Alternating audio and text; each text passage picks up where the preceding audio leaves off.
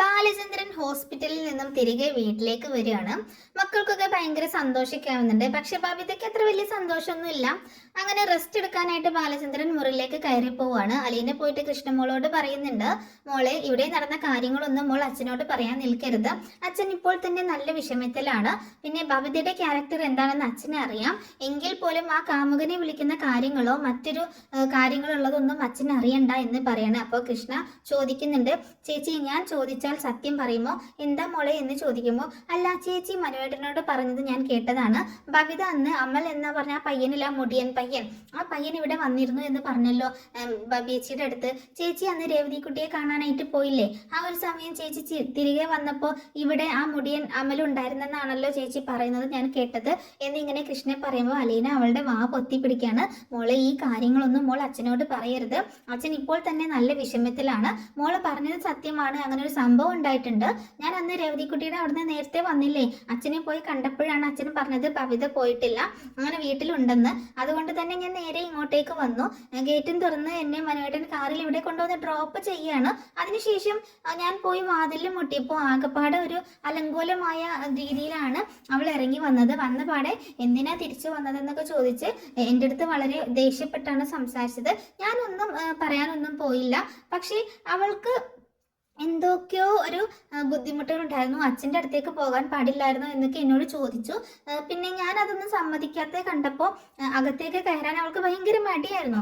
അങ്ങനെ അവൾ പറയാണ് അവൾക്ക് തലവേദന ഉണ്ട്, പോയി മരുന്ന് വാങ്ങിച്ചുകൊണ്ട് വാ എന്നൊക്കെ എന്നോട് പറഞ്ഞു. എന്നെ പറഞ്ഞേക്കാനൊക്കെ ശ്രമിച്ചു. അപ്പോഴേ എനിക്ക് എന്തോ കള്ളത്തരം മണത്തു.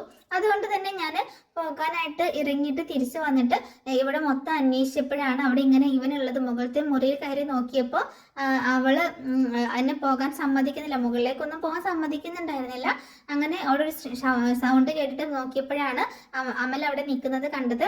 എന്നിട്ട് അവൾ കയറി വട്ടം നിൽക്കുകയായിരുന്നു. അമൽ പറഞ്ഞു, നീ ഇവരുടെ ജോലിക്കാരിയല്ല, നീ എന്തിനാണ് ഇതൊക്കെ അന്വേഷിക്കുന്നതെന്നൊക്കെ അവൻ എന്നോട് അങ്ങനെ ഒച്ചയ്ക്ക് ഉണ്ടാക്കി. പക്ഷേ കത്തിയായിട്ട് വന്ന് അവനെ കൊല്ലും എന്നൊക്കെ പറഞ്ഞ് ഭീഷണിപ്പെടുത്തിയപ്പോൾ വണ്ടി എടുത്തുകൊണ്ട് അവൻ പോയി. അപ്പോഴും അവളുണ്ടല്ലോ ആ ബബിത, അവളും അവൻ്റെ കൂടെ പോകാൻ ഒരുങ്ങി. പക്ഷെ ഞാൻ അവളെ പിടിച്ചു നിർത്തി. അച്ഛൻ വന്നിട്ട് എവിടെ വേണമെങ്കിലും പോയിക്കോ എന്നൊക്കെ പറയണം. ഒരു വിധത്തിലാണ് അന്ന് ഞാൻ പിടിച്ചു നിർത്തിയത്. അല്ലെങ്കിൽ ബബിത അന്ന് തന്നെ അവൻ്റെ കൂടെ പോയി കളഞ്ഞേനെ. എൻ്റെ ഈശ്വര, എന്തൊക്കെയാണ് ഇവിടെ സംഭവിച്ചത് എന്നൊക്കെ പറഞ്ഞ് ആകെ വിഷമിക്കുകയാണ് കൃഷ്ണ. അതേ മോളെ, അന്ന് ഇവിടെ ചെറിയ കയ്യാങ്കളിയൊക്കെ ആയി ചൂലെടുത്താൽ ഞാൻ അവനെ അടിച്ചു ഓടിച്ചത്. ബബിത ഭയങ്കര ദേഷ്യത്തിലായിരുന്നു. അച്ഛനോട് പറയും എന്ന് പറഞ്ഞപ്പോഴേക്കും ദേഷ്യമൊക്കെ ഒന്ന് കുറഞ്ഞു. പക്ഷെ എന്നാലും എങ്കിൽ പോയി പറ എന്നൊക്കെ പറഞ്ഞു. പക്ഷെ എന്നാലും അച്ഛനോട് പറഞ്ഞാലും എന്നോർത്തിട്ട് പിന്നൊന്നും സംഭവിച്ചില്ല. പിന്നെ കുറച്ചൊന്ന് പശ്ചാത്തപിച്ച് ഒരു രക്ഷയുമില്ല എന്ന് എന്തൊക്കെ അവളോട് പറഞ്ഞു നോക്കിയിട്ട് അവളത് ഏൽക്കുന്നില്ല. ആ അമലുമായിട്ട് അവൾക്ക് ഭയങ്കര പ്രേമമാണ്. പക്ഷെ അവൻ്റെ സ്വഭാവം അന്വേഷിച്ചിടത്തോളം അത്ര നല്ലതൊന്നുമല്ല. ഈ ഹരിയുടെയൊക്കെ ഏകദേശം ടൈപ്പാണ്. ഇനി ശരണ്യെ പോലെ എന്തെങ്കിലും ഒരു ന്യൂസ് നമുക്ക് കേൾക്കേണ്ടി വരുമോ എന്നുള്ള പേടിയാണ് എനിക്ക്. ഞാനിപ്പോൾ എങ്ങനെയെങ്കിലും കാര്യങ്ങളൊക്കെ ഒന്ന് മനസ്സിലാക്കിയാൽ മതിയായിരുന്നു.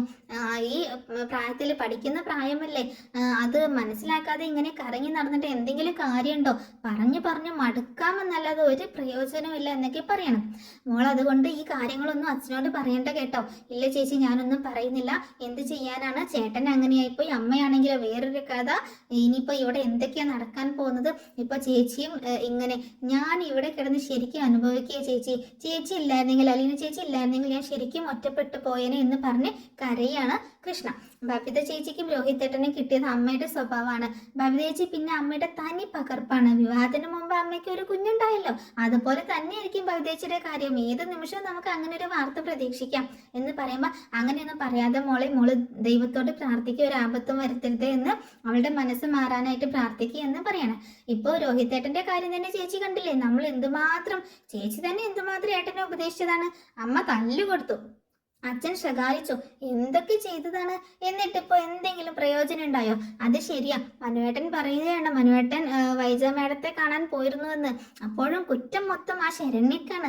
അവൾ പഠിക്കാൻ പോകുന്ന കൊച്ചല്ലേ, എന്തിനാ തോന്നിവാസത്തിന് പോയെന്നൊക്കെ അമ്മ ചോദിക്കുന്നത്. അതല്ലാതെ സ്വന്തം മോൻ ചെയ്ത തെറ്റാണെന്ന് അവർ അംഗീകരിക്കുന്നേ ഇല്ല. ഒരു പെൺകുട്ടിയുടെ ജീവിതവും ജീവനും ഇല്ലാതാക്കിയിട്ട് അതൊന്നും ഒരു തെറ്റേ അല്ലെന്ന ഭാവത്തിലാണ് അമ്മയും കമലാന്റിയും ഒക്കെ സംസാരിക്കുന്നത്. അതിനിപ്പോൾ എന്താ കുഴപ്പമെന്ന് അവരുടെ ചോദ്യം. നാട്ടിലെങ്ങും നടക്കാത്ത സംഭവമൊന്നും അല്ലല്ലോ എന്ന്. അപ്പോൾ ആ അമ്മ ഒന്നും ചിന്തിക്കുന്നില്ല, സ്വന്തം വീട്ടിലും 2 പെൺമക്കളുണ്ടെന്ന്. ആ കമലാന്റിയും ചിന്തിക്കുന്നില്ല, അവർക്കും ഒരു മോളില്ലേ. സ്വന്തം മകൾക്കാണ് ഇങ്ങനെ ഒരു അവസ്ഥ വന്നതെങ്കിൽ ഈ അമ്മയും അച്ഛനും ഒക്കെ സഹിക്കാൻ പറ്റുമോ? ഇല്ലല്ലോ. പക്ഷെ വല്ലവന്റെ ഈ മകൾക്കായപ്പോൾ അവർക്ക് യാതൊരു കുഴപ്പമില്ല. സ്വന്തം മോൻ തെറ്റ് ചെയ്തപ്പോൾ അത് പ്രശ്നമില്ലെന്ന രീതിക്ക് അവരുടെ സംസാരം. പറഞ്ഞിട്ടൊന്നും ഒരു കാര്യമില്ല എന്നൊക്കെ ഇങ്ങനെ കൃഷ്ണൻ പറയാണ്. ചേച്ചിക്ക് അമ്മയുടെ സ്വഭാവം ശരിക്കും മനസ്സിലായിട്ടില്ല. കുഞ്ഞിലെ മുതലേ ഞാൻ കാണുന്നതല്ലേ, മക്കളോടൊന്നും വലിയ സ്നേഹത്തോടൊന്നും അവർ പെരുമാറിയിട്ടേ ഇല്ല. എപ്പോഴും കടിച്ചു കീറുന്ന ഒരു സ്വഭാവമാണ്. ദേഷ്യം തന്നെ ദേഷ്യം. സത്യം പറഞ്ഞാലേ എൻ്റെ അച്ഛന് ഒരു അവാർഡ് കൊടുക്കണം, എൻ്റെ അമ്മേനെ ഇത്രയും കാലം സഹിച്ചതിന്. സത്യമായിട്ട് ഞാൻ പറഞ്ഞതാ, എന്നും അടിയും വഴക്കാ. ഞങ്ങൾ രാവിലെ എഴുന്നേറ്റ് ചെല്ലുമ്പോൾ കാണുന്നത് തന്നെ അമ്മയുടെ ശകാരവും ദേഷ്യവും ഒക്കെ കേട്ടുകൊണ്ട് നിൽക്കുന്ന അച്ഛനെയാ. പക്ഷെ അച്ഛൻ തിരിച്ചൊരു വാക്ക് പോലും പറയില്ലായിരുന്നു. അമ്മേനെ അത്രയ്ക്ക് ഇഷ്ടമായിരുന്നു അച്ഛന്.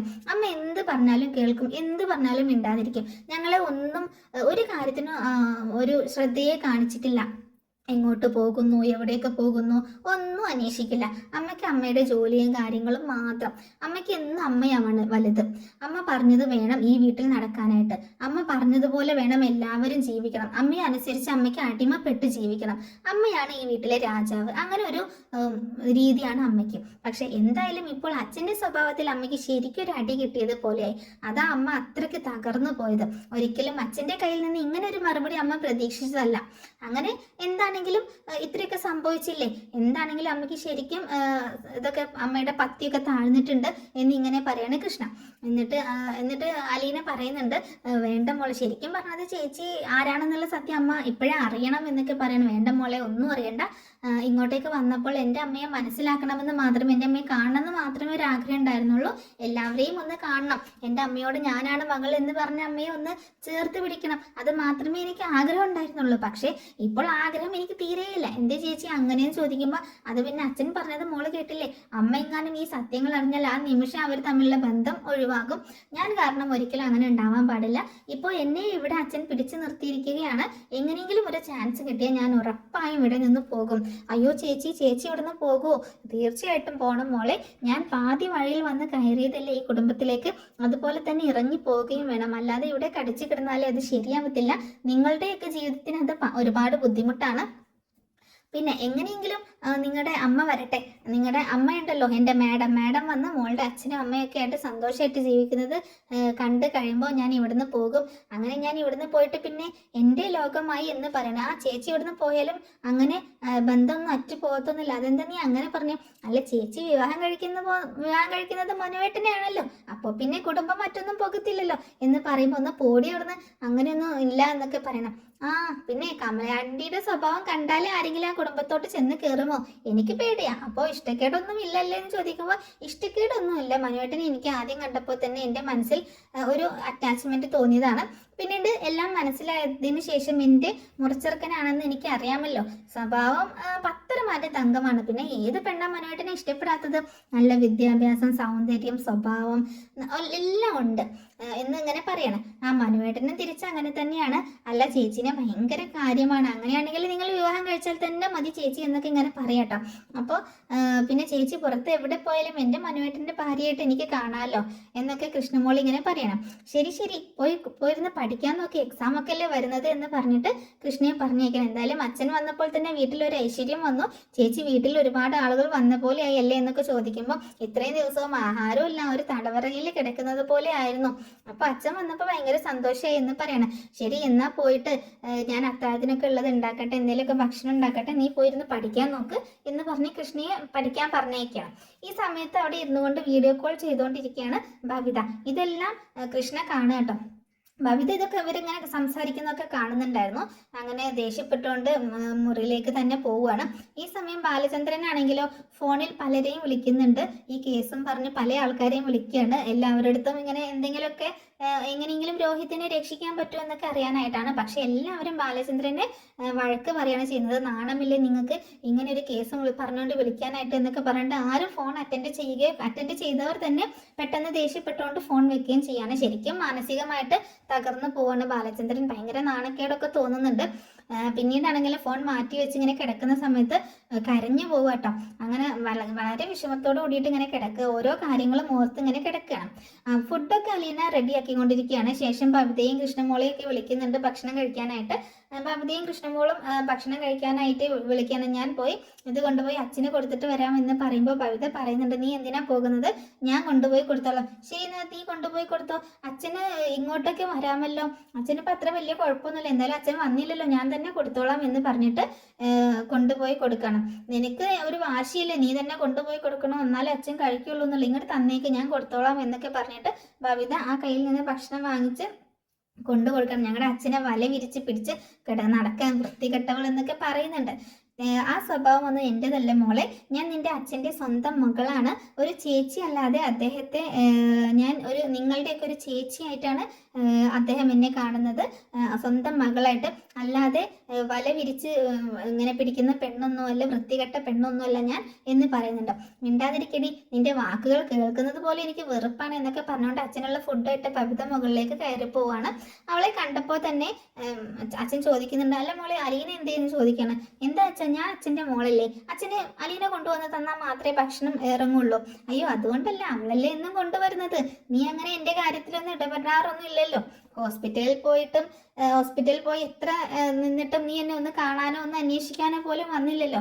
അതെങ്ങനെ ഇവിടെ മുറി അടച്ചിട്ടിരിക്കല്ലായിരുന്നു, ആളുകളുടെ പരിഹാസവും ചിരിയും കേട്ടോണ്ട് കല്ല് എറിഞ്ഞ് ജനലൊക്കെ പൊട്ടിച്ചു, പിന്നെ എങ്ങനെ വീട്ടിൽ നിന്ന് പുറത്തിറങ്ങാനാണ്, പിന്നെ ഞാൻ എങ്ങനെ അങ്ങോട്ടേക്ക് വരും എന്നൊക്കെ ചോദിക്കാണ്. ആ ശരിയാണ്, അങ്ങനെ കൊണ്ടുവന്ന് ഫുഡൊക്കെ എടുത്ത് കൊടുക്കണം ബബിത. അതിനുശേഷം ഗുളികയൊക്കെ എടുത്ത് തരാൻ പറയാട്ടോ. അങ്ങനെ അവൾ ഗുളികയൊക്കെ എടുത്ത് കൊടുക്കുമ്പോൾ അത് മാറിപ്പോകുന്നുണ്ട്. എന്താ മോളെ ഇത്, നോക്കിയെടുത്ത് താന്ന് പറയുമ്പോൾ ഹാർട്ട് പേഷ്യൻ്റ് അല്ലേ ഞാൻ, തെറ്റായി കഴിച്ചാൽ അത് ഇരട്ടി പ്രശ്നമാകും, തരാം എന്ന് പറഞ്ഞ് ദേഷ്യപ്പെട്ടുകൊണ്ടാണ് ഫുഡൊക്കെ എടുത്ത് കൊടുക്കുന്നത്. അല്ല മോള് കോളേജിൽ പോകുന്നില്ലെന്ന് ചോദിക്കുമ്പോൾ ഞാൻ കോളേജിൽ എങ്ങനെ പോകാനാണ്, എന്തിനു പോകണം, റേപ്പിസ്റ്റിൻ്റെ അനിയത്തി പോകുന്നു എന്ന് പറഞ്ഞ് എല്ലാവരും കളിയാക്കും. ആ കളിയാക്കൽ കേൾക്കാൻ എനിക്ക് വയ്യ, ഞാൻ ഇവിടെ തന്നെ ഇരുന്നോളാം, അതായിരിക്കും നല്ലത്, വീട്ടിൽ നിന്ന് പുറത്തിറങ്ങാൻ പറ്റിയിട്ട് വേണ്ടേ, അച്ഛൻ കാണിക്കുന്നതല്ലേ മകനും കണ്ട് പഠിക്കുള്ളൂ. നീ എന്താ അങ്ങനെ പറഞ്ഞത്? അല്ല ഞാൻ പറഞ്ഞതേ ഉള്ളൂ, അമ്മ പറഞ്ഞ കാര്യം എടുത്ത് പറഞ്ഞതാണ്. അച്ഛൻ അലീനയെ കൊണ്ടുവന്ന പോലെ തന്നെയല്ലേ ഇപ്പോൾ അവനും കാണിച്ചിരിക്കുന്നത്, അച്ഛൻ അവന്റെ മുമ്പിൽ നിൽക്കാനുള്ള യോഗ്യതയെങ്കിലും ഉണ്ടോ? അപ്പൊ ഇങ്ങനൊക്കെ ചോദിക്കുമ്പോൾ ബാലചന്ദ്രനൊക്കെ തകർന്നു പോവാട്ടോ. രോഹിത്തേട്ടൻ പറയും, അച്ഛൻ കാണിച്ചത് തന്നെ ഞാനും കാണിച്ചതെന്ന്. അലീന അച്ഛൻ്റെ മോളാണെന്നൊന്നും എനിക്ക് വിശ്വാസമില്ല, നീ വിശ്വസിച്ചാലും ഇല്ലെങ്കിലും അലീന എൻ്റെ മകളാണ്. നിനക്ക് സംശയം ഉണ്ടെങ്കിൽ നിന്റെയും അലീനയുടെയും DNA ടെസ്റ്റ് നടത്തി നോക്ക്, അപ്പോൾ അറിയാം അവൾ നിന്റെ ചേച്ചിയാണോ അല്ലയോ എന്ന്. എനിക്ക് അതിനൊന്നും ആവശ്യമില്ല. അല്ല നീയാണല്ലോ ഇമാതിരി വർത്തമാനമൊക്കെ പറഞ്ഞു നടക്കുന്നത്, അതുകൊണ്ട് ഞാൻ പറഞ്ഞതാണ്. നിനക്ക് എന്തെങ്കിലും സംശയം ഉണ്ടെങ്കിൽ നിങ്ങൾ രണ്ടുപേരുടെയും, അല്ലെങ്കിൽ കൃഷ്ണമോളോ അലീനയോ അല്ലെങ്കിൽ രോഹിത്തോ അലീനയോ ആരെങ്കിലും കൊണ്ടുപോയി DNA ടെസ്റ്റ് ചെയ്ത് നോക്ക്, അപ്പോൾ അറിയാം ഇത് നിന്റെ സ്വന്തം ചോരയാണോ അല്ലയോ എന്ന്. അങ്ങനെ ബബിത അവിടുന്ന് താഴേക്ക് ദേഷ്യപ്പെട്ടുകൊണ്ട് തന്നെ ഇറങ്ങി പോവാണ്. ഈ സമയത്തെല്ലാം അവളുടെ ഫോണിലേക്ക് കുണുകുണേ ഇങ്ങനെ മെസ്സേജ് വന്നുകൊണ്ടിരിക്കുകയാണ്. അതെല്ലാം ബാലചന്ദ്രൻ ഇങ്ങനെ ശ്രദ്ധിക്കുന്നുണ്ട്. അങ്ങനെ അവൾ താഴേക്ക് ഇറങ്ങി ചെല്ലുകയാണ്. അലീന അപ്പോൾ അവിടെ ആഹാരം കഴിക്കാൻ തുടങ്ങി. അലീനയും കൃഷ്ണമോളും ഓരോന്ന് പറഞ്ഞ് ഭക്ഷണം കഴിച്ചുകൊണ്ടിരിക്കുകയാണ്. ആ സമയത്ത് ബബിതയുടെ ഫോണിൽ മെസ്സേജുകൾ വന്നുകൊണ്ടിരിക്കുന്നുണ്ട്. ഒരു കയ്യിൽ ഫോണിൽ മെസ്സേജ് നോക്കിക്കൊണ്ട് മറ്റേ കൈ കൊണ്ട് ആഹാരം കഴിച്ചുകൊണ്ടിരിക്കുകയാണ് ബബിത. കൃഷ്ണയും അലീനയും ഒന്നും പറയുന്നില്ല. കഴിച്ചതിന് ശേഷം പാത്രമൊക്കെ അതേപടി അവിടെ വെച്ചിട്ട് അവൾ ചെന്ന് കയ്യും കഴുകി നേരെ മുറിയിലേക്ക് പോകുന്നുണ്ട്. കൃഷ്ണയും അലീനയും കൂടിയിട്ടാണ് ആ പാത്രമൊക്കെ പെറുക്കി അടുക്കളയിൽ കൊണ്ടുപോയിട്ട് ഒക്കെ ക്ലീൻ ചെയ്യുന്നതൊക്കെ. അങ്ങനെ എന്നിട്ട് കൃഷ്ണയോട് അലീന പറയുന്നുണ്ട്, മോള് പോയി മോള് പഠിക്കുക അല്ലെങ്കിൽ കിടക്കുക എന്തെങ്കിലും ചെയ്തു, ഇവിടെ ഞാൻ ചെയ്തോളാം എന്ന് പറയാട്ടോ. അങ്ങനെ എന്നാലും ഹെൽപ്പ് ചെയ്യാനൊക്കെ ആയിട്ട് നിൽക്കുകയാണ് കൃഷ്ണ. അതിനുശേഷം മുകളിലത്തെ മുറിയിലേക്ക് കയറി ചെല്ലുന്നുണ്ട് ബാലചന്ദ്രന്റെ അടുത്തേക്ക്. ബാലചന്ദ്രൻ ആ സമയത്ത് ആകെ വിഷമിച്ച് ഇങ്ങനെ ഇരിക്കുകയായിരിക്കും. അപ്പൊ ഇവരെ കണ്ടപ്പോൾ തന്നെ ഇങ്ങനെ അവരെ നോക്കുന്നതിന് എന്ത് പറ്റി അച്ഛൻ എന്താ ഒരു വല്ലാത്ത പോലെയും ചോദിക്കുമ്പോൾ ഞാനിങ്ങനെ ഓരോന്ന് ഓർത്തതാണ് മോളെ ഇവിടുത്തെ അവസ്ഥ എന്നൊക്കെ പറയാട്ടോ ബാലചന്ദ്രൻ. എങ്ങനെ സഹിക്കും, എന്തൊക്കെ കാര്യങ്ങൾ ഇവിടെയൊക്കെ സംഭവിക്കുന്നത് എന്നൊക്കെ പറയണം. ശരണ്യ എന്ന് പറഞ്ഞ ആ പെൺകുട്ടി നമ്മുടെ ബബിതയുടെ ഒക്കെ പ്രായമല്ലേ ഉള്ളൂ. ആ പെൺകുട്ടിക്ക് അനങ്ങാൻ പോലും വയ്യാതെ ഹോസ്പിറ്റലിൽ കിടക്കുകയാണ്. അവർ 4 പേരും കൂടി അത്രയ്ക്ക് ബ്രൂട്ടലായിട്ടല്ലേ ആ അബ്യൂസ് ചെയ്തത് ആ കൊച്ചിനെ. അവൾക്ക് മാരകമായ ഇഞ്ചുറീസ് ഒക്കെ ഉണ്ടെന്നാണ് കേൾക്കുന്നത് എന്നൊക്കെ പറയുമ്പോൾ അച്ഛനിങ്ങനെ ഓരോന്ന് ഓർത്ത് വിഷമിക്കല്ലേ. ഈ നമ്മളിങ്ങനെ ആലോചിക്കും തോറും അസുഖമൊക്കെ കൂടുതലാവുമല്ലോ, അച്ഛനിങ്ങനെ ടെൻഷൻ അടിക്കല്ലേ എന്നൊക്കെ അലീന പറയുന്നുണ്ട്. എന്നിട്ട് പറയാണ്, നമ്മുടെ ബബിതയാണെങ്കിലോ കൃഷ്ണയാണെങ്കിലോ ഒക്കെ ഒരുപോലെയുള്ള അച്ഛൻ, അതുപോലെ തന്നെയല്ലേ ശരണ്യയും, ആ 2 പെൺമക്കളുണ്ട് എന്നൊക്കെ ഇങ്ങനെ പറയാട്ടോ. അതായത് ഇങ്ങനെ ഓരോ കാര്യങ്ങൾ ഇങ്ങനെ അലീന ഇങ്ങനെ പറയുന്നുണ്ട്, ഇങ്ങനെ ചെയ്ത കാര്യങ്ങളെ കുറിച്ചൊക്കെ. അപ്പോൾ ഇങ്ങനെ പറഞ്ഞതിന് ശേഷം ആ പെണ്ണിന്റെ അവസ്ഥ എനിക്ക് മനസ്സിലാകുന്നുണ്ട്. പക്ഷെ എന്തൊക്കെ പറഞ്ഞാലും ഞാൻ ജനിപ്പിച്ചവനായി പോയില്ലേ രോഹിത്, ഇനി അവൻ എന്തൊക്കെ ചെയ്തു എന്ന് പറഞ്ഞാലും എൻ്റെ മകനാവാതിരിക്കില്ലല്ലോ, ജനിപ്പിച്ചു പോയില്ലേ എന്നും പറഞ്ഞ് ബാലചന്ദ്രൻ ഇങ്ങനെ വിഷമിച്ച് നിൽക്കുമ്പോൾ ഞാൻ എന്ത് ചെയ്യാനാ മോളെ, ഞാൻ ഒരുപാട് കഷ്ടപ്പെട്ട ഈ നിലയിലെത്തിയത്. മോൻ്റെ പോക്ക് ശരിയല്ലെന്ന് തോന്നിയപ്പോൾ തൊട്ടേ ഞാൻ അവനെ ഉപദേശിക്കാൻ തുടങ്ങിയതാണ്. പലതവണ ഞാൻ അവനെ വാണിംഗ് ചെയ്തിട്ടുണ്ട്. അവൻ്റെ അമ്മയോട് ഞാൻ ഒരുപാട് പറഞ്ഞിട്ടുണ്ട് ഈ പോക്ക് ശരിയല്ല, ഒന്ന് ശ്രദ്ധിക്കണമെന്ന്. അവൻ്റെ അമ്മയ്ക്ക് ഒരു താല്പര്യം ഉണ്ടായിരുന്നില്ല. അവൻ നേരായ മാർഗത്തിലാണ് പോകുന്നത് എന്നൊക്കെ പറഞ്ഞുകൊണ്ടിരുന്നത്. എനിക്കറിയാമായിരുന്നു അവൻ തെറ്റായ രീതിയിലേക്കാണ് പോകുന്നതെന്ന് തോന്നിയത് കൊണ്ടാണ് ഞാൻ പറഞ്ഞത്. പക്ഷേ അവൻ്റെ അമ്മ അതൊന്നും ചെവി കൊണ്ടില്ല. അവന് പിഴപ്പിച്ചത് ഹരിയാണ്. ഹരിയുടെ അമ്മയാണ് ഹരിയെ പിഴപ്പിച്ചത്. അതായത് അത്രയും മോശമാക്കി അവനെ വളർത്തി വെച്ചതാണ്. അവൻ പലതും ചെയ്തിട്ടുണ്ട്. അതെല്ലാം കണ്ടുപിടിച്ചപ്പോഴും കമൽ ഒരു അക്ഷരം പോലും മിണ്ടുന്നില്ല. അവൻ അവൻ്റെ അച്ഛനോട് പോലും ഒന്ന് വിളിച്ച് പറയുന്നില്ലായിരുന്നു. പിന്നെയും പേടി അവന് മനുവിനെയാണ്. മനു പിടിച്ചിട്ട് ഇടയ്ക്ക് കൊടുക്കുന്നതൊക്കെ കൊണ്ടാണ് അവനെ പേടിയുള്ളത്. എന്നിട്ട് എന്തെങ്കിലും പ്രയോജനം ഉണ്ടായോ? അവനെ കൊണ്ട് നാശം മാത്രം. അവനാണ് ഈ ഹരിയാണ് രോഹിത്തിനെയും കൂടി പിഴപ്പിച്ചത് എന്നിങ്ങനെ പറയണം. അപ്പം അലീന പറയുന്നുണ്ട്, അവൻ കൊച്ചു കൊട്ടിയൊന്നുമല്ല അച്ഛ, ഇങ്ങനെ വിളിച്ച ഉടനെ പോകാനായിട്ട് കാര്യങ്ങൾ ചിന്തിക്കാനും സ്വബോധത്തോടെ ചെയ്യാനുമുള്ള പക്വതയും ഒക്കെ അവനില്ലേ. ശരിയാ മോളെ, എന്ത് ചെയ്യാനാ, എല്ലാം എൻ്റെ തലയിലെ വിധി എന്ന് പറഞ്ഞുകൊണ്ട് ബാലചന്ദ്രൻ ഇങ്ങനെ കരയണം. സാരമില്ല അച്ഛ, ഭവിത ഗുളികയൊക്കെ എടുത്ത് തന്നു ചോദിക്കുമ്പോൾ എല്ലാം തന്നു. അച്ഛന് ഇനി എന്തെങ്കിലും വേണം? ഒന്നും വേണ്ട മോളെ, നല്ല ഉറക്കം കിട്ടിയാൽ അത്ര മതിയായിരുന്നു. ഉറക്കം പോലും മര്യാദക്ക് കിട്ടുന്നില്ല. ഒന്ന് കുറച്ചു നേരം എല്ലാം മറന്നുകൊണ്ട് ഉറങ്ങാലോ എന്നൊക്കെ പറയണം. അങ്ങനെ അച്ഛൻ കിടന്നോ എന്ന് പറഞ്ഞിട്ട് അലീന താഴേക്ക് പോവാണ്. കൃഷ്ണമോളെ വാ, ഉറങ്ങാൻ വാ എന്ന് പറയുമ്പോൾ ഞാൻ വരാൻ ചേച്ചി, കുറച്ചു നേരം അച്ഛൻ്റെ അടുത്ത് ഇരിക്കട്ടെ, ചേച്ചി പൊയ്ക്കോ എന്ന് പറയുന്നുണ്ട്. കൃഷ്ണമോള് അലീന കണ്ണ് കാണിക്കുന്നുണ്ട്. അതായത് ഒന്നും പറയല്ലേ എന്നുള്ള രീതിയിൽ ഇങ്ങനെ കണ്ണ് കാണിക്കണം. അങ്ങനെ അലീന താഴേക്ക് പോവാണ്. അങ്ങനെ കൃഷ്ണയും ബാലചന്ദ്രനോട് ഇങ്ങനെ സംസാരിച്ചുകൊണ്ടിരിക്കുകയാണ്. അങ്ങനെ കൃഷ്ണയ്ക്കാണെങ്കിൽ മനസ്സിലിങ്ങനെ ഓരോ കാര്യങ്ങളാണ്, രോഹിത്തേട്ടൻ്റെ കാര്യങ്ങളും. ഇതുപോലെ മൂടി വെച്ചിട്ടാണല്ലോ രോഹിത് അവസാനം ഇമാതിരി പണി കാണിച്ചത്. അതുപോലെ പവിത്ര ചേച്ചിയുടെ കാര്യങ്ങളും മറച്ചു വെച്ചാൽ അവസാനം ശരണ്യക്ക് സംഭവിച്ചതുപോലെ ഒരു പേടി എന്തെങ്കിലുമൊക്കെ ഭവിതയ്ക്ക് സംഭവിക്കും എന്നുള്ളത് കൃഷ്ണയുടെ മനസ്സിൽ വരികയാണ്. അച്ഛൻ ചോദിക്കുന്നുണ്ട്, മോൾ എന്തെങ്കിലും അച്ഛനോട് മോൾക്ക് എന്താ പറയാനുണ്ടല്ലോ, എന്താ കാര്യമെന്ന് അന്വേഷിക്കുമ്പോൾ അച്ഛൻ്റെ കയ്യിൽ പിടിക്കുകയാണ് കൃഷ്ണ. അച്ഛനില്ലാത്ത ഇത്ര ദിവസം ഒരുപാട് വിഷമിച്ചു. ആകപ്പാടെ ഞാൻ ഒറ്റപ്പെട്ട പോലെയായി. ചേച്ചി ഉണ്ടായിരുന്നതാണ് ആകപ്പാടെ ഒരു സമാധാനം. ചേച്ചിയെ പോലീസ് കൊണ്ടുപോയപ്പോൾ ഞാൻ തകർന്നു പോയി അച്ഛ എന്ന് പറയണം. മോളെ, ഇവിടെ ഭവിത ഇല്ലായിരുന്നോ മോൾക്ക് കൂട്ടായിട്ട് എന്ന് ചോദിക്കുമ്പോൾ ഭവിത ചേച്ചി ഏത് നേരം മുറിയടച്ച് ആ ഫോൺ നോക്കിയിരിക്കുകയാണ് അച്ഛ. അത് മാത്രമല്ല ആരോടുമായിട്ട് ചാറ്റിങ്ങും വീഡിയോ കോളും ഒക്കെയാണ്. ആരുമായിട്ടാ മോളെ എന്ന് ചോദിക്കുമ്പോൾ എനിക്ക് അറിഞ്ഞൂടാ. അത് മാത്രമല്ല അച്ഛൻ, ഞാൻ പോയി കരഞ്ഞു പറഞ്ഞിട്ട് പോലും എന്നെ ഒന്ന് ആശ്വസിപ്പിക്കുകയോ എൻ്റെ അടുത്തൊന്ന് ഇരിക്കുകയോ ഒന്നും ചെയ്തില്ല അച്ഛ. ഞാൻ ഇവിടെ വിങ്ങി പൊട്ടി കരയായിരുന്നു. ഇങ്ങനെ ഇരുന്ന സമയത്താണ് രേവതിക്കുട്ടിയെയും മനുവിനെയും ഒക്കെ ഞാൻ വിളിച്ചത്, അനുവേട്ടനെയൊക്കെ വിളിച്ചത്. അപ്പം അവരെന്നെ ആശ്വസിപ്പിക്കുന്ന വാക്കുകൾ പോലും ഭവിതേച്ചിയുടെ ഭാഗത്ത് നിന്ന് എനിക്ക് കിട്ടിയില്ല. അലീന ചേച്ചി വന്നതിന് ശേഷമാണ് എനിക്ക് ശ്വാസം നേരെ വീണത്. അച്ഛൻ വന്നപ്പോഴേ ഈ വീട് നിറഞ്ഞ ആളെപ്പോലെ ആയി മാറിയത്. എൻ്റെ മനസ്സിൻ്റെ സന്തോഷം എത്ര ആയെന്നറിയോ എന്ന് ചോദിക്കണം. എനിക്കറിയാടാ, മോളുടെ സ്നേഹം എന്താണെന്ന് ഈ അച്ഛന് മനസ്സിലാകും. മോളെങ്കിലും ഇവരെ പോലെ ആയി പോകരുത്, ഭവിതയെ പോലെയോ രോഹിത്തിനെ പോലെയോ വഴി തെറ്റിപ്പോകരുത്. മോൾക്ക് അലീനയുമായിട്ടുള്ള കൂട്ട് അത് മതി. അവൾ നിന്നെ നേർ വഴിയിലൂടെ തന്നെ കൊണ്ടുപോകും. അതെനിക്കറിയാൻ വെച്ചാ. അതുപോലെ തന്നെ അമ്മ ഇനി ഇങ്ങോട്ടേക്ക് വരില്ല വെച്ചാ. അറിയില്ല മോളെ, ഇവിടുന്ന് ഇറങ്ങിയ ഉടനെ ഡിവോഴ്സ് ഫയൽ ചെയ്യണം എന്നൊക്കെയല്ലേ പറഞ്ഞിരിക്കുന്നത്. ഇങ്ങോട്ടേക്ക് വരാൻ ഞാൻ അവളെ നിർബന്ധിക്കുന്നുണ്ട്. അതുപോലെ തന്നെ അവളുടെ ആങ്ങളമാരും പറഞ്ഞു. പക്ഷെ എല്ലാവരോടും ഭയങ്കര ചാട്ടത്തിലാ. എന്തൊക്കെ സംഭവിച്ചാലും ഇങ്ങോട്ടേക്ക് വരില്ലെന്നാണ് പറയുന്നത്. അലീന ഉള്ളിടത്തേക്ക് അവൾ വരില്ലെന്ന് കണ്ടീഷൻ പറഞ്ഞിരിക്കുകയാണ്. വേറെ ഏതോ ഒരു ഫ്ലാറ്റ് എടുത്ത് അങ്ങോട്ടേക്ക് മാറാൻ പോവുകയാണെന്നാണ് പറഞ്ഞത്. ബബിതയെ കൂടി അങ്ങോട്ടേക്ക് കൊണ്ടുപോകാനാണ് അവളുടെ പ്ലാൻ എന്ന് പറയണം. ബബിത ചേച്ചിയോ? അങ്ങനെയാണ്. എല്ലാം തീർന്നു വെച്ചാൽ അടുത്ത ശരണ്യ ബബിത ചേച്ചി ആയിരിക്കും. അടുത്ത ശരണ്യോ? അതെന്താ മോളെ അങ്ങനെ പറഞ്ഞത്? അത് പിന്നെ പെട്ടെന്ന് കൃഷ്ണയുടെ നാവിൽ നിന്ന് വീണു പോയതാണ്. എന്താ മോളെ, എന്തെങ്കിലും പറയാനുണ്ടോ? എന്തെങ്കിലും പ്രശ്നമുണ്ടോ എന്ന് ചോദിക്കുമ്പോൾ അച്ഛനോട് മറച്ചു വെച്ചിരിക്കരുത്, ഇങ്ങനെ ഒരുപാട് കാര്യങ്ങൾ മറച്ചു വെച്ചത് കൊണ്ടാണ് ഇവിടെ ഇങ്ങനെ സംഭവിച്ചത്. ഇനി അതുപോലെ അടുത്തൊരു ബോംബ് താങ്ങാനുള്ള കപ്പാസിറ്റി ഒന്നും അച്ഛൻ്റെ ചങ്കനില്ലടാ എന്ന് പറയണം. അച്ഛാ, അലീന ചേച്ചി ഇങ്ങനെ പറയരുതെന്ന് പറഞ്ഞ് സത്യം വാങ്ങിച്ച കാര്യമായതുകൊണ്ട് എനിക്കൊരു മടി. പറയേണ്ട കാര്യമാണെങ്കിൽ ആരോടാണെങ്കിലും എപ്പോഴാണെങ്കിലും പറയുന്ന മോളെ, അത് പറയാതിരിക്കരുത് എന്ന് പറയാണ് ബാലചന്ദ്രൻ. അച്ഛാ, അത് പിന്നെ എന്ന് പറയുമ്പോൾ എന്താണെങ്കിലും കാര്യം മോള് പറ എന്ന് പറയുമ്പോൾ അലീന വന്ന സമയത്ത് അമ്മ ഇവിടെ ഉണ്ടായിരുന്നതും മറ്റുള്ള കാര്യങ്ങളൊക്കെ ബാലചന്ദ്രനോട് പറയാണ് കൃഷ്ണമോള്.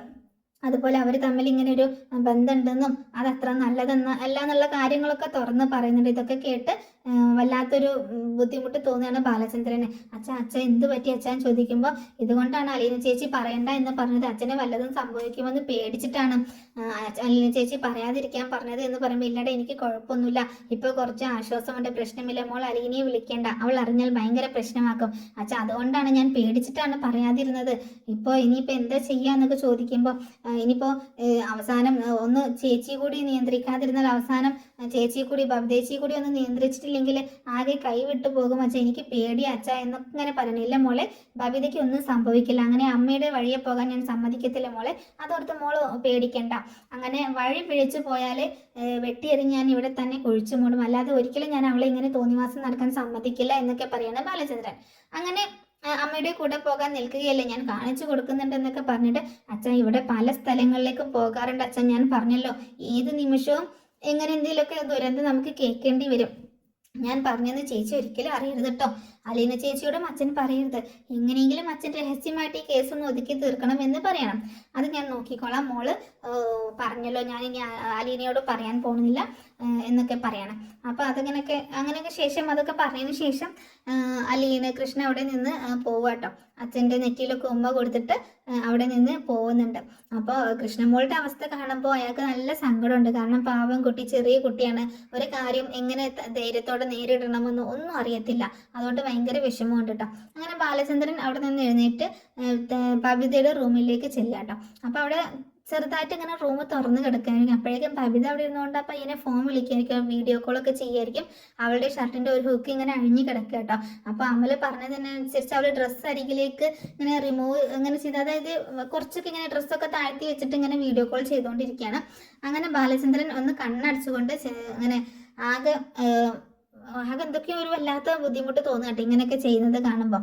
അങ്ങനെ ബബിതയുടെ റൂമിൽ കൈകൊണ്ട് കൊട്ടുന്നുണ്ട്, പെട്ടെന്ന് തന്നെ ബബിത ഡോറ് തുറക്കുകയാണ്, ഫോൺ വെച്ചിട്ട് ആ ബട്ടൺസ് ഒക്കെ ഇട്ടിട്ടാണ് പുറത്തേക്ക് വരുന്നത്. എന്താ അച്ഛാ എന്ന് ചോദിക്കുമ്പോൾ ബാലചന്ദ്രൻ്റെ കയ്യിൽ നിന്ന് ഒറ്റ അടിയായിരിക്കും കിട്ടുന്നത്, അവൾ കർണത്തടി കിട്ടിയതുപോലെ വീഴുകയാണ്. ഈ സൗണ്ട് കേട്ടുകൊണ്ട് അടുക്കളയിൽ നിന്ന് അലീനയും മുറിയിലേക്ക് പോകാനിരുന്ന കൃഷ്ണമോളൊക്കെ ഓടി വരുന്നുണ്ട്. അയ്യോ അച്ഛാ, എന്താ അച്ഛാ എന്നൊക്കെ ചോദിച്ച് ബബിത ഇങ്ങനെ നിൽക്കുകയാണ്. അങ്ങനെ ബബിത എഴുന്നേറ്റോട് ചോദിക്കുന്നുണ്ട്, എന്ത് പറ്റി അച്ഛൻ എന്താന്നൊക്കെ ചോദിക്കുകയാണ്. ബബിതയെ പിടിച്ച് എഴുന്നേൽപ്പിക്കാൻ അലീന ശ്രമിക്കുമ്പോൾ കൈ വിടടി എന്ന് പറയുന്നുണ്ട് ബബിത. അങ്ങനെ അവൾ തനി എഴുന്നേറ്റ് നിൽക്കുകയാണ്. എന്താ അച്ഛൻ എന്തിനാ എന്നെ അടിച്ചേ എന്ന് ചോദിക്കുമ്പോൾ എന്തിനാണ് അടിച്ചതെന്ന് നിനക്ക് മനസ്സിലായില്ലേ, നീ ഇപ്പോൾ റൂമിൽ എന്ത് കാണിക്കുകയായിരുന്നു എന്ന് ചോദിക്കുമ്പോൾ ബബിത ഇപ്പോൾ ഒന്നും മിണ്ടാതെ തല താഴ്ത്തി നിൽക്കുകയാണ്. എന്താ കാര്യം എന്ന് ചോദിക്കുമ്പോൾ എന്നെ കൊണ്ട് കൂടുതലൊന്നും പറയിപ്പിക്കാൻ നിൽക്കരുത്, സ്വന്തം മോളായിപ്പോയി എനിക്ക് അറപ്പ് തോന്നുന്നു പറയാൻ, എൻ്റെ നാക്കിനും കുറച്ചൊക്കെ ഉളുപ്പുണ്ട്, അതുകൊണ്ട് തന്നെ ആ ഒരു കാര്യം എനിക്ക് പറയാൻ പറ്റില്ല, നിങ്ങൾ 3 പേരും എൻ്റെ പെൺമക്കളായി പോയല്ലോ എന്നും പറഞ്ഞ് ഇമാതിരി വൃത്തികേടുകൾ ഇനി കാണിച്ചാൽ നീ ഇനി പുറം ലോകം കാണില്ല, തല്ലിക്കൊന്ന് കുഴിച്ചു മൂടും ഞാൻ എന്നൊക്കെ പറഞ്ഞുകൊണ്ട് ബബിതയുടെ കയ്യിൽ നിന്ന് നിർബന്ധപൂർവ്വം ആ ഫോണൊക്കെ പിടിച്ച് വാങ്ങാണ്. അച്ഛാ ഫോൺ വിട്, അച്ഛാ കളിക്കരുത്, എന്താണ് ഈ ഫോൺ മേടിച്ചാൽ നീ എന്നെ കൊല്ലുമോ, അച്ഛാ ഫോൺ തരാനാ പറഞ്ഞത്, ഈ ഫോണിനകത്ത് എന്താണുള്ളതെന്ന് ഞാൻ അറിയട്ടെ, ഞാൻ ഉണ്ടാക്കി ജനിപ്പിച്ച മോളല്ലേ നീ, അതുകൊണ്ട് നിന്റെ എല്ലാ കാര്യങ്ങളിലും എനിക്ക് എന്തൊക്കെയാണ് ഇവിടെ നടക്കുന്നതെന്നൊക്കെ എനിക്ക് അറിയണം എന്നൊക്കെ പറയണം. അപ്പോഴേക്കും ബബിത ഫോൺ പിടിച്ച് വാങ്ങാനായിട്ട് ശ്രമിക്കുന്നുണ്ടെങ്കിലും ബാലചന്ദ്രൻ വീണ്ടും ഒരു അടി കൂടി കൊടുക്കുകയാണ്. അപ്പോഴേക്കും കരഞ്ഞുകൊണ്ട് അവൾ അകത്തേക്ക് കയറി പോകുന്നുണ്ട്. എന്താ അച്ഛാ എന്താ കാര്യമെന്ന് കൃഷ്ണ അലീനയെ കൂടി ഇങ്ങനെ ചോദിക്കുമ്പോൾ അവളുടെ മുറിയിൽ കിടന്നാൽ മതി, ഇന്നല്ലേ ഇനി കൃഷ്ണ അലീന നിങ്ങളുടെ മുറിയിൽ കൂടെ കിടന്നാൽ മതി ബബിത ഇനി എന്നും എന്ന് പറയണം. അച്ഛൻ അതിന് അവളെ സമ്മതിക്കത്തില്ല, സമ്മതിച്ചാലും ഇല്ലെങ്കിലും മുറി പൂട്ടി താക്കോൽ ഞാൻ നിന്റെ കയ്യിൽ തരാണ്, പറഞ്ഞു മനസ്സിലായല്ലോ, ഇതിന്റെ പേരിൽ ഇനി ഒരു തർക്കം വേണ്ട, 3 പേരും കൂടെ ഒരുമിച്ച് കിടന്നാൽ മതി എന്ന് പറയണം. അങ്ങനെ അലീനയും കൃഷ്ണയും കൂടിയിട്ട് ആ മുറിക്കകത്തേക്ക് കയറുമ്പോൾ അവൾക്ക് ദേഷ്യം വന്ന് ഇറങ്ങി പോകാൻ തുടങ്ങുകയാണ്. അപ്പോഴേക്ക് അലീന പറയുന്നുണ്ട്, സോറി ബബിത, അച്ഛൻ മുറി പൂട്ടിക്കൊണ്ടാണ് പോയത്, മുറി പൂട്ടി താക്കോൽ അലീനയുടെ കയ്യിലുണ്ടെങ്കിലും അവൾ കള്ളം പറയാട്ടോ, എല്ലാവരും കൂടി എന്നെ വീട്ടുതടങ്കലിൽ വെക്കാനാണ് ഉദ്ദേശം, അച്ഛൻ വന്നപ്പോൾ ചേച്ചി തോന്നിവാസം കാണിച്ചുകൊണ്ട് ഇരിക്കുകയായിരിക്കും, അതുകൊണ്ടല്ല അച്ഛന് ഇത്ര ദേഷ്യം വന്നത് എന്ന് ബബിത പറയുന്നുണ്ട്. എന്താ ചെയ്യേണ്ടത് എന്നൊക്കെ എനിക്കറിയാം, അച്ഛൻ അത്ര പെർഫെക്റ്റ് ഒന്നുമല്ലല്ലോ, അമ്മയുമല്ല ചേട്ടനുമല്ല, ഞാൻ എന്തിനാ ഇങ്ങനെ പെർഫെക്റ്റ് ആവുന്നത്, ചേച്ചിക്ക് ഇത്രയൊക്കെ ആയിട്ടും കാര്യങ്ങളൊന്നും മനസ്സിലായില്ലേ ചേച്ചി എന്ന് ചോദിക്കാനേ കൃഷ്ണ. അങ്ങനെ നല്ല ദേഷ്യപ്പെട്ട് ബബിത അവിടെ ഇങ്ങനെ ഇരിക്കുക കേട്ടോ, എന്ത് ചെയ്യണമെന്നറിയാതെ ഫോണില്ലാഞ്ഞിട്ട് ഭയങ്കര വെപ്രാളപ്പെട്ടുകൊണ്ടാണ് ഇരിക്കുന്നത്. അലീനയും കൃഷ്ണയും കൂടി മറ്റേ കട്ടിലും കിടക്കുന്നുണ്ട്. അലീനെ പറയുന്നുണ്ട് പുറത്തിറങ്ങി പോകാൻ പോകാനൊന്നും ശ്രമിക്കേണ്ട, അച്ഛൻ കതക് പൂട്ടിക്കൊണ്ടാണ് പോയത്, അല്ലെങ്കിൽ പിന്നെ ആ കതക് തല്ലി പൊളിക്കേണ്ടി വരും എന്ന് പറയുന്നുണ്ട്. അങ്ങനെ ഒരു രാത്രിയിൽ എന്താണെങ്കിലും രാത്രിയിൽ എന്തെങ്കിലുമൊക്കെ ചെയ്യുമോ എന്നൊക്കെ, എന്തെങ്കിലും കയ്യബദ്ധം ചെയ്യുമോ എന്നൊക്കെ പേടിച്ചിട്ടാണ് ഉറക്കം കഴിഞ്ഞിട്ടാണ് അലീന അവിടെ ഇരിക്കുന്നത് കേട്ടോ. ഈ സമയത്ത് അവളുടെ ഫോണിലേക്ക് കുണുകുണ മെസ്സേജ് വന്നുകൊണ്ടിരിക്കുകയാണ്. ബാലചന്ദ്രന്റെ കയ്യിലാണല്ലോ ഫോണ്. ആ വീഡിയോ കോൾ വിളിക്കുന്നുണ്ട്. ബാലചന്ദ്രനാണ് ഫോൺ എടുക്കുന്നത്. കുറച്ചു നേരം അമൽ മുഖം മാറ്റി വെക്കുമ്പോഴേക്കും, നീ എവിടെ പോയി ബേബി, എന്താ നീ ഫോൺ എടുക്കാത്തത്, നീ എന്താ കാണിക്കാത്തത്, ബാക്കി കാണിക്ക്, ഞാൻ പറഞ്ഞു കൊണ്ടിരിക്കില്ല, അങ്ങനെ ഓരോന്ന് ഇങ്ങനെ പറയാട്ടോ. നീ എന്തിനാ കട്ടാക്കിയതെന്നൊക്കെ ചോദിക്കുന്നുണ്ട്. ഞാൻ കാണിച്ചാൽ മതിയോടാന്നും പറഞ്ഞിട്ട് ബാലചന്ദ്രൻ മുഖം കാണിക്കുമ്പോൾ അമലിങ്ങനെ ഞെട്ടിപ്പോവാൻ, അവൻ പെട്ടെന്ന് ഫോൺ കട്ടാക്കുന്നുട്ടോ. ഈ സമയം ബാലചന്ദ്രൻ തിരിച്ചു വിളിക്കുന്നുണ്ട്. അവൻ വീണ്ടും ഫോൺ കട്ടാക്കുകയാണ്. അപ്പോഴേക്കും ബാലചന്ദ്രൻ ഒരു മെസ്സേജ് അയക്കുകയാണ്. ഇപ്പോൾ നീ ഫോൺ എടുത്തില്ലെങ്കിൽ ഈ നിമിഷം ഞാൻ നിന്റെ വീട്ടിലേക്ക് വരും എന്ന് പറഞ്ഞുകൊണ്ട് മെസ്സേജ് അയക്കണം. അങ്ങനെ ഈ വോയിസ് കേട്ടപ്പോൾ പെട്ടെന്ന് ചാടി തിരിച്ചു വിളിക്കുന്നുണ്ട്. അങ്കിൾ, അത് പിന്നെ എന്താടാ നിനക്ക് കാണേണ്ടത്, നാണം കെട്ടവനെ, പാതിരാത്രി പെൺകുട്ടികളെ വിളിച്ചിട്ട് വീട്ടിലെ കൊച്ചു പെൺകുട്ടികളോടാണോ ഇങ്ങനത്തെ കാര്യങ്ങളൊക്കെ ചോദിക്കുന്നത് എന്നൊക്കെ ചോദിക്കാം. നീയും അവളും തമ്മിലുള്ള കാര്യങ്ങളെല്ലാം ഞാൻ അറിഞ്ഞു. എന്താ വേണ്ടതെന്ന് വെച്ചാൽ ഞാൻ തീരുമാനിക്കുന്നുണ്ട്. പോലീസ് ഉണ്ടെങ്കിൽ പോലീസ് കേസാവും, ഞാൻ പോലീസ് കേസാക്കാനാണെങ്കിൽ അതന്നെയാണ് ഞാൻ തീരുമാനിക്കുന്നത്. അയ്യോ അങ്കിളെ ചതിക്കല് എന്ന് പറയുമ്പോൾ നാളെ ഞാൻ നിന്നെ കാണാൻ നിന്റെ വീട്ടിലേക്ക് വരുന്നുണ്ട്, ശേഷം നേരിൽ സംസാരിക്കാം എന്ന് പറഞ്ഞ് ഫോൺ കട്ടാക്കാണ് ബാലചന്ദ്രൻ. അങ്ങനെ ആകെ ടെൻഷനായിട്ടിരിക്കുകയാണ് അമൽ. ബബിതയാണെങ്കിൽ പിന്നീട് ഉറങ്ങി പോവാട്ടോ. അലീനയും കിടന്ന് ഉറങ്ങുന്നുണ്ട്. രാവിലെ എഴുന്നേറ്റ് ഡോറ് തുറന്ന് പുറത്തേക്ക് വരുമ്പോൾ അലീന കാണാതെ ബബിത പുറത്തേക്ക് പതിയെ ഇറങ്ങി വരികയാണ്. അവിടുന്ന് ഇറങ്ങി അമലിന്റെ അടുത്തേക്ക് പോകാനാണ് പ്ലാൻ. അങ്ങനെ ഇറങ്ങി വരുമ്പോഴേക്കും ദേ ഇരിക്കുന്ന വാതിക്കൽ തന്നെ പത്രം വായിച്ചുകൊണ്ട് ബാലചന്ദ്രൻ. അങ്ങനെ മോൾ എങ്ങോട്ടായി രാവിലെ തന്നെ, അവന്റെ അടുത്തേക്ക് പോകാനാണോ എന്ന് ചോദിക്കുമ്പോൾ അപ്പോഴും ഒന്നും മിണ്ടുന്നില്ല കേട്ടോ. പോകാം, നീ ഒരുങ്ങിക്കോ, ഞാൻ ഒരുങ്ങാൻ പോവാണ്, അവന്റെ വീട്ടിലേക്ക് തന്നെ പോകാം, അവനെ പോലീസ് സ്റ്റേഷനിലാക്കാൻ പോവാണ് എന്നൊക്കെ പറയുമ്പോൾ ബബിത ഒന്ന് ഷോക്കാവുന്നുണ്ട്. അച്ഛ എന്ന് വിളിക്കുമ്പോഴേക്കും, അതെ അച്ഛൻ തന്നെയാ പറഞ്ഞത്, നിനക്ക് 18 വയസ്സ് കഴിഞ്ഞിട്ടില്ല, നിന്നെ കൂടെ അവൻ പല സ്ഥലങ്ങളിൽ കൊണ്ടുപോയിട്ടുണ്ടെന്നും നീയും അവനുമായിട്ട് ഒരു റിലേഷൻഷിപ്പ് ഉണ്ടെന്നൊക്കെ ഞാൻ മനസ്സിലാക്കി, എന്താണെങ്കിലും അവന്റെ വീട്ടിലേക്ക് നമുക്ക് ഒരുമിച്ച് പോകാം എന്നൊക്കെ പറയുന്നുണ്ട് ബാലചന്ദ്രൻ. അപ്പോൾ എന്താണെങ്കിലും ബബിതയെ അങ്ങനെ കൈവിട്ട് കളയാനായിട്ട് ബാലചന്ദ്രൻ ഉദ്ദേശിക്കുന്നില്ല. പക്ഷെ എങ്ങനെയൊക്കെ നിയന്ത്രിച്ചിട്ടും ബബിതയുടെ കയ്യിൽ നിന്ന് പോകുന്നുണ്ട് എല്ലാ കാര്യങ്ങളും. അങ്ങനെ വീണ്ടും ബബിതയുടെ കുറച്ച് പ്രശ്നങ്ങളൊക്കെ ആയി വരുന്നുണ്ട്. അതിൽ നിന്നൊക്കെ ബബിതയെ കരകയറ്റി കൊണ്ടുവരുന്നത് അലീന തന്നെയാട്ടോ.